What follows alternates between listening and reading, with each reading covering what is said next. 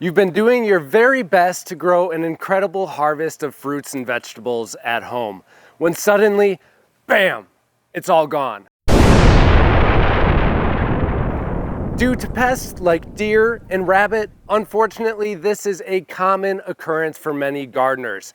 And in today's video, we're going to show you exactly how to get rid of them once and for all in your garden. Because after all, we're trying to feed ourselves and our families, not the local wildlife.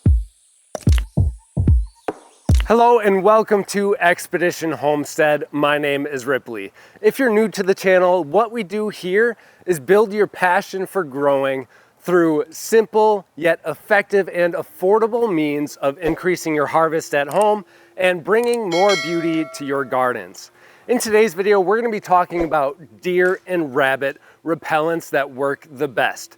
We're going to be talking about 3 different categories specifically. This will be physical barriers, and then chemical repellents, as well as one final way that I think is probably the simplest and easiest way to get rid of these deer and rabbits in your garden. So let's hop to number 1, which is going to be physical barriers in your garden. Thankfully, here in our garden, we have a 6-foot fence around our entire backyard, so we don't have to deal with this problem. But if you want to build a physical barrier, there's a couple of things that you can do. Chicken wire along the outside of your beds will work for pests like rabbits or other small rodents that might get into the area. But now when we're talking about deer, it gets a little bit more complicated, but I'll be sure to simplify it for you. With physical barriers, we're going to be talking about fencing. Now with rabbits, of course, you would be okay with about a 3 or 4 foot tall section of chicken wire to deter them. But deer, on the other hand, are a whole nother story. They can jump up to 9 feet tall under certain circumstances, and given that they're a strong enough, well-built deer, of course. But we don't have to build a barrier that is 9 feet tall. I'm going to tell you about a quick way that you can reduce the amount of material and time that you have to put into building this fence at home. First, we would build maybe a standard 5-foot tall section of fence around the outside of our garden. You can use regular fencing wire, or if you would want to build fence panels, that's okay. Obviously, that's up to your own personal preference. But the key to this system then would be to making a lead line about 5 feet out from this portion. This lead line is just going to be a single wire or fencing line going around the outside perimeter of your garden. What this does is very simple, and it's actually quite genius. Let's imagine for a second that I'm the deer trying to get into your garden. I mosey on up looking for some food. I see a fence line right along the garden.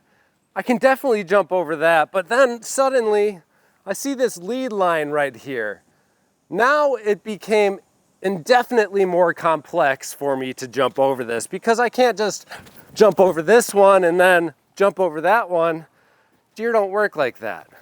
So now I realize that I'm getting up to this lead line and my barrier has gotten a lot bigger for me to jump over. I have to take a massive leap over this entire thing, because I'd have to jump about 12 feet plus over the fence.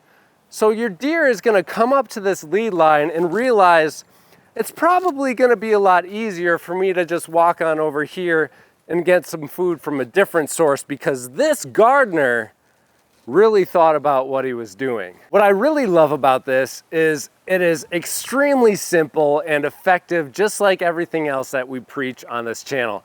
This is an old-timer trick that, trust me, will work in your garden if you've got a pesky deer problem. But sometimes building a fence and doing all this work just isn't our type of thing. In that case, we can use chemical repellents. I'm sure you've read many articles online promising you that you could make your very own DIY foliage spray. But unfortunately, a lot of these are just not going to cut it. They're either going to be washed away after a couple of days or simply evaporate into the air, leaving our incredible harvest vulnerable to the pests that we're trying to keep out of our garden.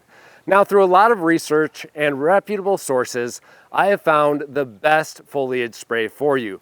This is going to be the Bobx line of sprays. They have an incredible track record and a great product as well. I will have the link in the description below. If you want to go the route of a chemical spray, you can check out them. It's a great product. Many people online swear by them, and including some of the old timers, the OG YouTube channels like Hoss Tools. Hoss, good growing as always. So, Bobx foliage spray. Now, just like I always preach on the channel, let's get to the most simple yet effective and affordable way that you can keep these pests out of your garden for good. The final method, and probably the most genius of them all, is an ultrasonic repellent. What these do is they send out ultrasonic waves into the air, very high-pitched squeal that is gonna scare the bejeebers out of any pest that tries to get into your garden. Small rodents, raccoons, squirrels, rabbit, and deer alike. It doesn't matter how small or how big.